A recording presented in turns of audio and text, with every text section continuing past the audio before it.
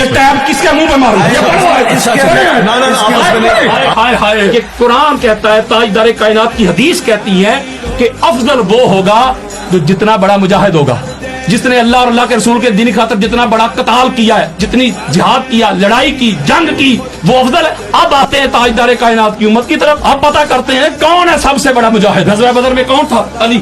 احد پڑھ کے دیکھ لیں کون تھا؟ علی۔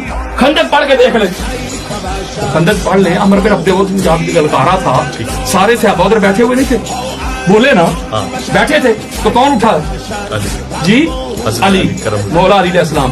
مین آف دی بدر بھی علی، اور مین آف دی احد بھی علی، خندق بھی علی، مین آف دی خیبر بھی علی۔ یعنی سب سے زیادہ جس شخصیت، جس پرسنالٹی نے اللہ اور اللہ کے رسول کے دین کی خاطر تلوار چلائی ہے نا، اس کا نام علی ابن ابی طالب ہے۔